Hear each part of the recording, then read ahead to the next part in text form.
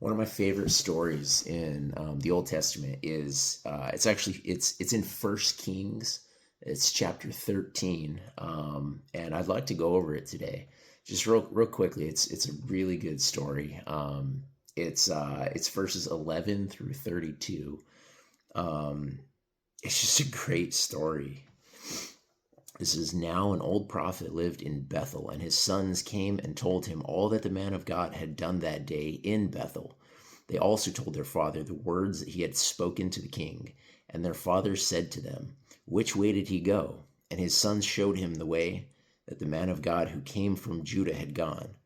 And he said to his sons, "Saddle the donkey for me." So they saddled the donkey for him, and he mounted it. And he went after the man of God and found him sitting under an oak. And he said to him, "Are you the man of God who came from Judah?" And he said, "I am." Then he said to him, "Come home with me and eat bread." And he said, "I may not return with you or go in with you, neither will I eat bread nor drink water with you in this place. For it was said to me by the word of the Lord, you shall neither eat bread nor drink water there, nor return by the way that you came." And he said to him, "I also am a prophet as you are. And an angel spoke to me by the word of the Lord, saying, Bring him back with you into your house, so that he may eat bread and drink water. But he lied to him. And he said, excuse me, and he went back with him and ate bread in his house with him and drank water. As they sat at the table, the word of the Lord came to the prophet who had brought him back, and he cried to the man of God who came from Judah, "Thus says the Lord, because you have disobeyed the word of the Lord and have not kept your command that the Lord your God commanded you, but have come back and have eaten bread and drinking water in the place of which he said to you, Eat no bread and drink no water, your body shall not come to the tomb of your fathers." And after he had eaten the bread and drunk, he saddled the donkey for the prophet whom he had brought back. And as he went away, a lion met him in the road and killed him. And his body was thrown into the road, and the donkey stood beside it. And the lion also stood beside the body. And behold, men passed by and saw the body thrown in the road, and the lion standing by the body.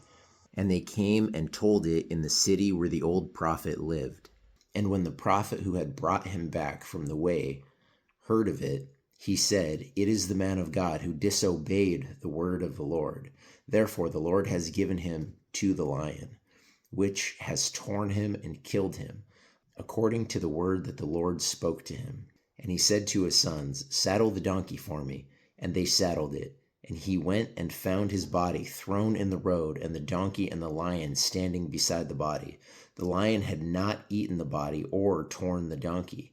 And the prophet took up the body of the man of God and laid it on the donkey and brought it back to the city to mourn and to bury him. He laid the body in his own grave, and they mourned over him, saying, "Alas, my brother."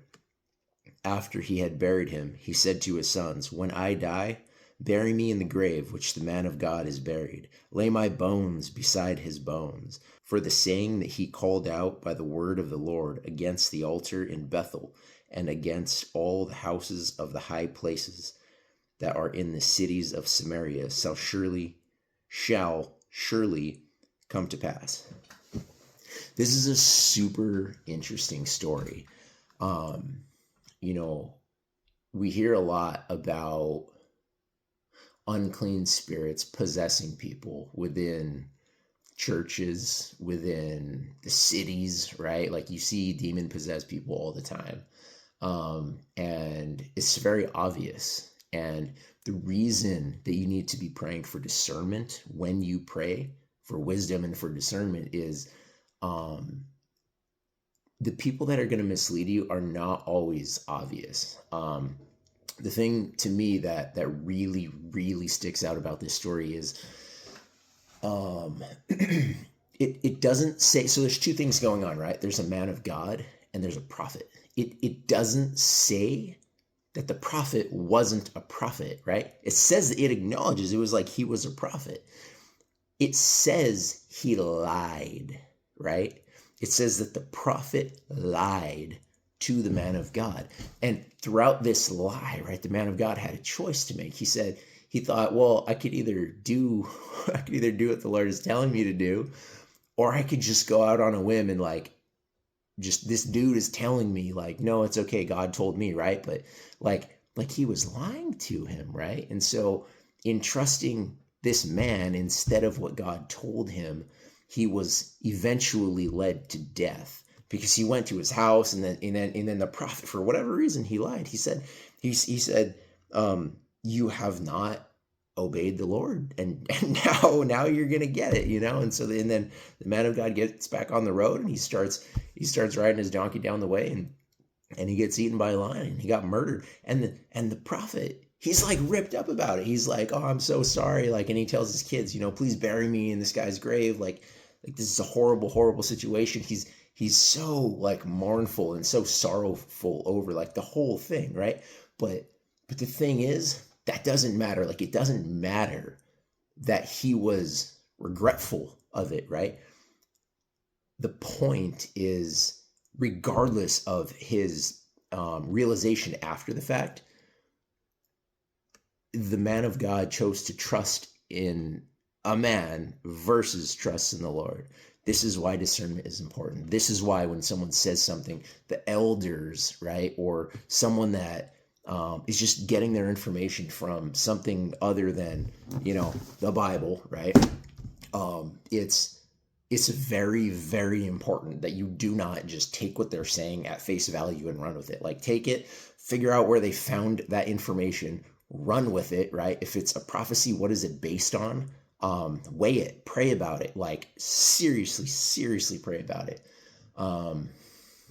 Those who ask for wisdom, it will be given abundantly, right? Whoever wants to drink from this cup, it will be given freely, right? The water of Christ. And if you truly are in a place where you are desiring discernment and you ask for it earnestly with a pure heart, it will be given to you. But you have to mean it. And you have to mean it, and you might not like what the answer is. This is a super cool story because like there's several examples throughout the scriptures of divine intervention, divine things happening, right? That are not from God. But this guy, like, he is a prophet. And so like this kind of stuff can still happen even through someone that is being acknowledged as a prophet. So just weigh everything. And yeah, that's it. This is 1 Kings chapter 13, verse 11 to 32. It's an awesome story. Check it out. That's all I've got. Go read it. Don't listen to me. Don't believe anything I just said. Open it up. Open 1 Kings chapter 13. Start at verse 11. Start from the beginning, the beginning of the chapter if you want. And just read it all through, man. Read it through. That's the point, for a seed to be planted and for you to grow it, right? What good is salt if it loses its saltiness, right? Once you're given something, you got to take it. You got to grow it yourself. Go figure out if I'm right or not. Have a nice day.